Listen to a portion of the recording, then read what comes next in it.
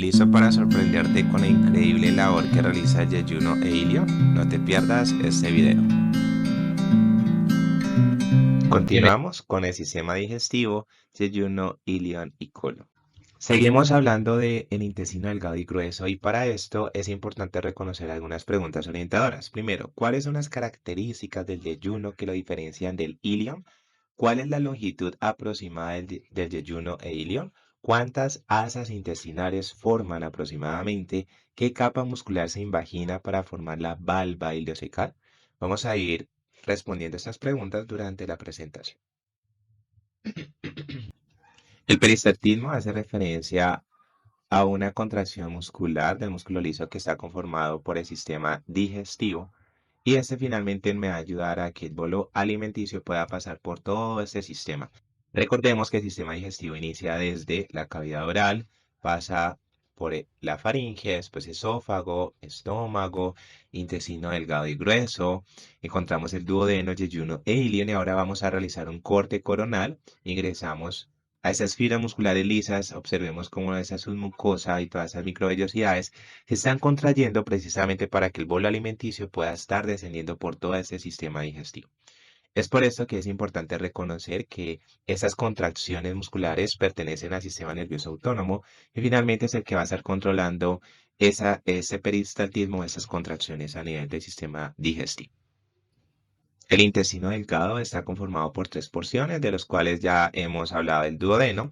Y en esta presentación vamos a reconocer el yeyuno. El yeyuno es el segmento del intestino delgado extendido entre el duodeno y el intestino grueso.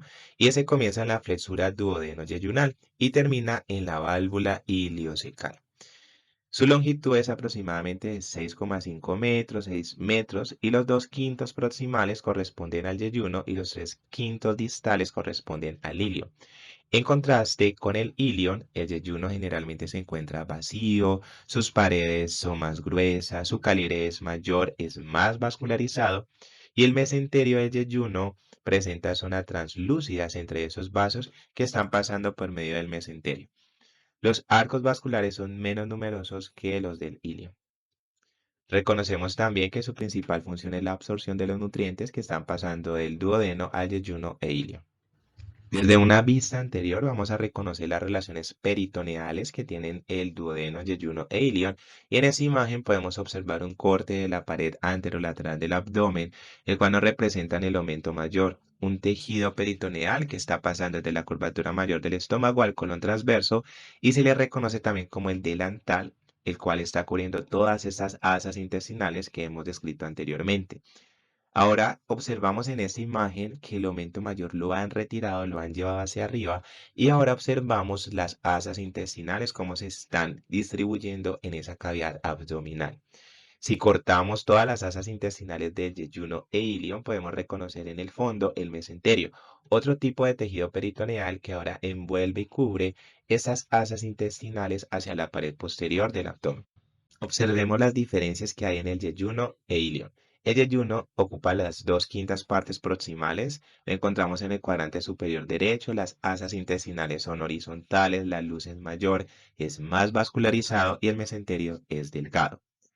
Mientras que el ilion hace referencia a los 3 quintos partes distales, está en el cuadrante inferior izquierdo, sus asas son oblicuas y verticales, es menos vascularizado y el mesenterio es mucho más grueso. Podemos reconocer desde la exploración abdominal, justo a nivel del hipogastrio y del mesogastrio, cómo se estarían distribuyendo esas asas intestinales. Sin embargo, alguna literatura también escribe que en los flancos derecho e izquierdo y en las fosas ilíacas izquierda y derecha aún se puede reconocer algunas asas intestinales. El intestino delgado tiene varias túnicas o capas. La túnica serosa ya escrita, la túnica subserosa unida laxamente permite una cierta movilidad hacia la serosa. La túnica muscular consta de un estrato longitudinal y un estrato circular. El estrato circular es un poco más profundo, mientras que el longitudinal es más superficial. Ya la tela o túnica subcutánea, submucosa, la túnica mucosa van a presentar la red de vasos y nervios y presentan pliegues circulares perpendiculares al eje del intestino. En esta imagen podemos reconocer en un corte a nivel de yeyuno e ilio las diferentes capas que se han descrito. La parte más superficial sería la serosa, seguida de la muscular, que la cual consta de dos estratos, un estrato longitudinal más superficial, un estrato circular mucho más profundo, la tela submucosa y la túnica mucosa que presenta unos pliegues circulares ya en la parte más interna. Estas presentes en las tres partes distales del duodeno y en el yeyuno e ilio desaparecen casi por completo. En esta imagen nos representan las arterias que van a estar irrigando yeyuno e ilio. Sin embargo, es importante reconocer a nivel de T12 el tronco celíaco. Recordemos que ese tronco va a estar desprendiendo tres ramos principales, que es la arteria gástrica izquierda, la arteria esplénica y la arteria hepática común, que ahora se divide en arteria hepática propia y arteria gastroduodenal. Inferior al tronco celíaco a nivel de L1, ahora podemos observar cómo desciende la arteria mesentérica superior. Por unas 12 o más de ramas yeyunales e ileales, se desprende de su lado izquierdo y se dispone de manera radiada entre las dos hojas de mesenterio. Sus anastomosis forman una serie de arcos más abundantes hacia la parte distal del ilion, del arco periférico y perpendicular al intestino. Se desprenden ahora muchas arterias rectas que van a las dos caras del yeyuno e ilion sin anastomosis. Las venas acompañan a las arterias y desembocan de manera directa en la vena mesentérica superior. Esta tiene por tanto una longitud muy variable que puede dificultar la realización de una anastomosis mesentérico-cava. Encontramos igual las venas yeyunales e ileales, que estas van a estar drenando a la vena mesentérica superior y la vena mesentérica superior a la vena porta hepática. En esa imagen podemos reconocer las arterias yeyunales e ileales, las cuales nacen directamente de la arteria mesentérica superior a nivel de L1. Esa pueden estar pasando justo entre esas hojas del mesenterio para irrigar toda la porción del yeyuno e ilio. Los vasos linfáticos drenan a pequeños nodos linfáticos del mesenterio, en número aproximadamente de 150, que a su vez envían eferentes a los nodos linfáticos mesentéricos superior. Los nodos mesentéricos superior ahora drenan a la cisterna del quilo. La cisterna del quilo es una estructura que la reconocemos a nivel de T12, del lado lateral al tronco celíaco, y ahora toda la linfa que llega a la cisterna del quilo se va a drenar al conducto torácico. El conducto torácico lo podemos encontrar en el mediastino posterior del tórax y este ahora drena toda la linfa hacia el ángulo yugulosubclavio del lado izquierdo. Yeyuno e ilio estará inervado por el sistema nervioso autónomo. Su información simpática preganglionares proviene de los segmentos medulares torácicos inferiores. Siguen principalmente los nervios esplácnicos inferiores. Hacen sinapsis a los ganglios celíacos y en el ganglio mesentérico superior y se distribuyen a lo largo de los vasos de la musculatura y a las glándulas del intestino delgado. Las fibras parasimpáticas preganglionares son de origen vagal, principalmente del vago derecho, atraviesan los plexos celíaco mesentérico superior y hacen sinapsis en los ganglios situados principalmente en el plexo mientérico. Las fibras aferentes ahora siguen esas fibras simpáticas a los segmentos medulares de origen, llevando sensación de malestar y dolor, sea las fibras vagales, e interviniendo solamente en reflejos funcionales.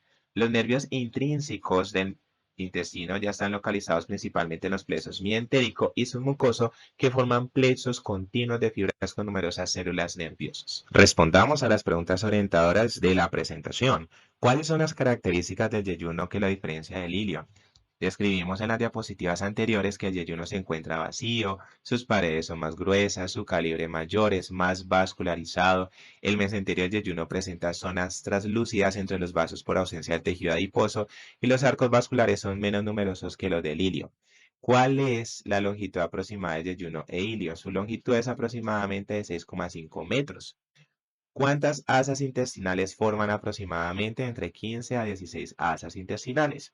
¿Qué capa muscular se invagina para formar la valva ileocecal? La valva ileocecal se forma de la invaginación del estrato circular de la túnica muscular del ilio. Preguntas orientadoras del intestino grueso. ¿Cuáles son las partes del colon consideradas secundariamente retroperitoneales? ¿A qué corresponden las señas del colon? ¿Cómo se disponen las señas en el colon? Ascendente y en el transverso respectivamente. ¿Por qué se forman las austras y qué capa muscular presentan?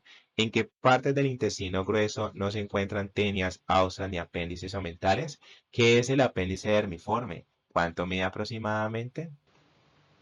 El intestino grueso es el segmento final del tubo digestivo y se extiende desde la terminación de la válvula ileocecal entre el ilion hasta el ano, que ya es todo ese recorrido. Tiene su longitud aproximadamente de 1,50 metros a 1,8 metros. Esto puede variar dependiendo a los hábitos de vida y a la edad, y consta de varias partes. El apéndice vermiforme osical, el colon con los segmentos del ciego, colon ascendente, colon transverso, colon descendente, colon sigmoideo, recto y canal anal. Esas dos últimas partes se describen en los videos de pelvis, sin embargo, vamos a hablar de manera general. Recuerda, cada parte de tu sistema digestivo juega un papel crucial. No te vayas porque en la próxima veremos el colon.